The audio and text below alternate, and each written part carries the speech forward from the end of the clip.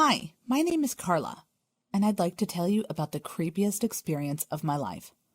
I still get freaked out when I think about what happened 2 summers ago in a supposedly amazing island resort. Before I start my story, don't forget to like this video and subscribe to see more stories like this one. For years, Andy and I had been dreaming of taking a real vacation together. We worked hard, so there never seemed to be enough time. We'd go on short weekend-long trips here and there, but nothing exciting. We never went abroad, and we never even got on a plane. I wanted to enjoy something different, Really break the routine and go away for a solid 2 weeks. No work, no responsibilities, just relaxing together and discovering a real adventure. The time never seemed to be right, though. We waited, and it was so frustrating. Andy and I loved each other deeply, of course, but after years of being together, we needed a change of pace. Things have gotten really stale, I told him late one night while we were watching a movie together. It was the same old routine. We came back from work late, have a quick dinner, and then sat in front of the TV before heading to bed.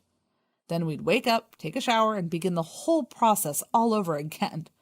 Sounds boring, doesn't it? Well, it was. We went on dates now and then, and though it was romantic, I craved for something else, something fun and exciting. We'd been talking about taking a real vacation for years, and I was done waiting. Yes, I get what you're saying, he told me, and I was relieved that he felt the same way I did. So we turned off the TV and talked about what we should do next to spice up our relationship. I think we need to find the time to go on that vacation we've been speaking about for so long. We need to take a break from our jobs and the routine, I admitted out loud, and it felt so liberating. Of course, Andy wasn't on board at once, but after talking for a while about it, he realized how important it was to me. So we circled 2 weeks in the calendar and made sure to let our bosses know that we were going to go away, come hell or high water. We did a lot of research to find the perfect location for our well-earned vacations. Took us some time, I'm not going to lie, but we researched online for different options and nothing seemed right. Too boring, too filled with tourists, not exciting enough. Nothing seemed right. When I was about to give up and go for a random destination, I found the island online. It had everything we wanted. It was far from big cities, had a lot of sightseeing to do, and though it was super luxurious, it didn't seem to be overly crowded. I didn't really think much about why I'd never heard from it before, or why none of my friends knew about the strange island. Thinking back on it now, I realized that I didn't even find it myself online, but instead I received an email telling me about it. And do you know the strangest thing about it? I tried searching for the email when I came back home from my creepy experience at the island, and it was nowhere to be seen. Not even in the trash. It's like it didn't even exist? Who sent it to me? And why? To this day, I still don't know. Back then, though, everything seemed so normal, and I was thrilled to book a room at the exclusive island resort. It was like a dream come true. It had everything and anything we could want for, and the cost was surprisingly affordable. I showed the website to Andy, and he seemed as delighted as I was. This place looks amazing, he agreed with my decision at once. I still can't understand how I didn't notice all the red flags. Everything was just too convenient. I guess I was just too excited to ask too many questions.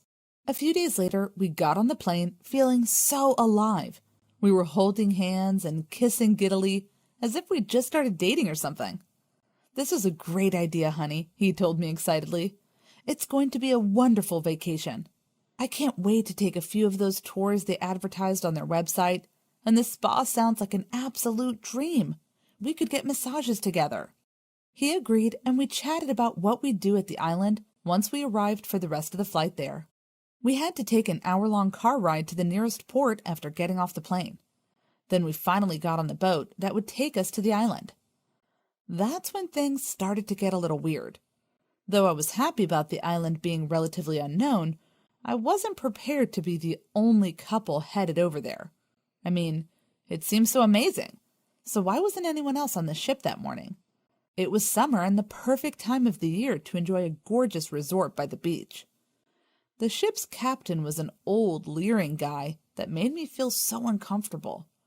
He wore this long black coat, even though it was the middle of summer, and kept glaring our way like he was mad at us or something.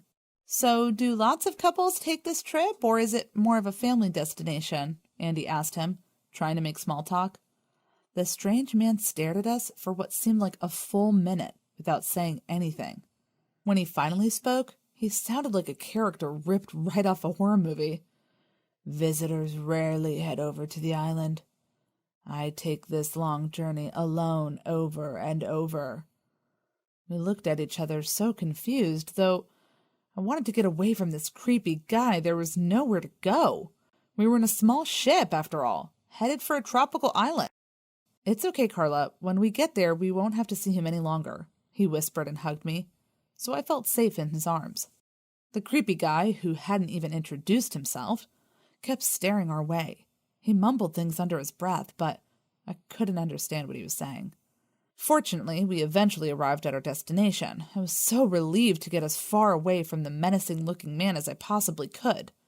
The island, fortunately, was as stunning as I thought it would be. White sand, blue, clear waters, colorful fishes swimming merrily just under the waves. We were greeted by a beautiful woman wearing a yellow summer dress. She was so welcoming and warm. But though I was relieved to see a friendly face after the creepy boat trip, something seemed off. As she showed us to our room, I noticed that there were only a few people around. They were all employees, too. No one else seemed to be staying there. "So, where are all the other guests?" I asked, trying to convince myself this whole situation wasn't super weird. There had to be a perfectly reasonable explanation, right? "Oh, most of them are taking tours at this time of day. The island is full of places to visit, you know," she explained casually. And though she was smiling so warmly, something felt off. I was almost sure she was lying to us. Andy frowned quietly. He seemed to notice how weird this island was, too. "This is all so strange, isn't it?" I asked him as low as I could so that our guide wouldn't hear us. Before he could reply, the pretty hostess turned around, and her smile grew even wider as she said, "Nothing strange about the island, ma'am. Here's your room. I hope you'll enjoy your stay with us," she said, handing us over a large key and walking away. "Wow, this is so bizarre," Andy mumbled, and we both laughed awkwardly, trying to pretend we didn't feel uncomfortable about this whole situation. Something was wrong there, and I knew it, but I didn't want to admit it to myself. I mean, we were on a remote island with no way to get back home without riding that creepy guy's ship to the mainland. We got into the bedroom, and I almost ran out immediately when I saw what was there. Sure, the room was beautiful and ample, and it had a gorgeous view of the beach, and in case you're wondering, it wasn't dirty or anything of the sort. So you might be asking yourself, if it was so fantastic, why was I scared of it? It was the dozen antique dolls placed everywhere. They were massive, so creepy and lifelike, and they were almost real size, too. "I can't sleep in there," I told Andy, freaking out badly. He was clearly scared, too, but we had been waiting for this moment for so long, so he tried to make the best of a bad situation and grabbed my hand tenderly. "Come on, baby, let's enjoy our vacations. Just ignore the dolls and we'll be fine," he told me, and I reluctantly stepped inside. We moved half the dolls into the closet and the rest into the bathroom. Sure, we wanted to place them in the corridor, but when we opened the door, an employee kept staring at us as if we were doing something wrong. We changed clothes and went outside to enjoy the beach. The sun was lovely, and we even took a swim. Everything was perfect. But do you know what completely ruined it? People who worked at the hotel kept staring at us no matter where we went, never saying anything unless we spoke to them. They seemed like robots or something like that. I was so creeped out, but decided to try and relax anyways.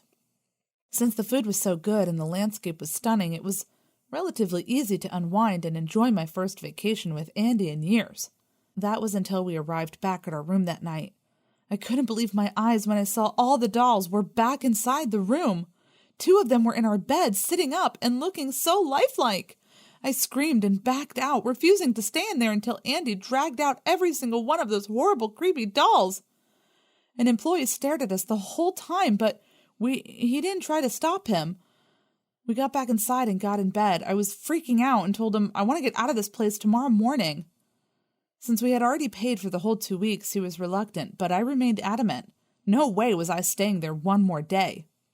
The next morning we headed downstairs with our bags already packed. The woman who had welcomed us was standing in the lobby, and she asked us if we wanted to book an excursion or a massage at the hotel spa. "No, we don't want any of that," I replied, and the woman seemed shocked. "We want to take the ship out of here right now." "But the ship won't come back in a full week," she replied, and I shook my head at once. "No way. Call the captain and have him come here immediately," I replied. She kept telling us that she couldn't do that and that we could have a complimentary massage on the house. I refused over and over, and behind us employees began to gather around, staring so creepily. I was starting to really freak out and began to scream that I wanted to go back home. "All our guests love the island so much that they never, ever leave," she told us, her smile bigger than ever. "I know if you give us a chance, you'll love it just as much." I started thinking about those lifelike dolls and couldn't help but wonder, are those dolls at all? No matter how much they insisted we go back to the hotel, we adamantly refused and eventually managed to convince them to let us take the boat back to the mainland. Can you believe that they were all standing there staring at the ship as it sailed away, gathered around the port? They seemed like robots smiling vacantly. "I'm never, ever going to book another vacation unless someone I know has already been there," I told Andy, who immediately agreed with me. I've been trying to research the island ever since we arrived back home, but I haven't been able to find anything about it. Make sure to ignore any strange emails about exotic, too-good-to-be-true islands from now on. You might not be as lucky as Andy and I and end up locked in with creepy dolls in a hotel forever.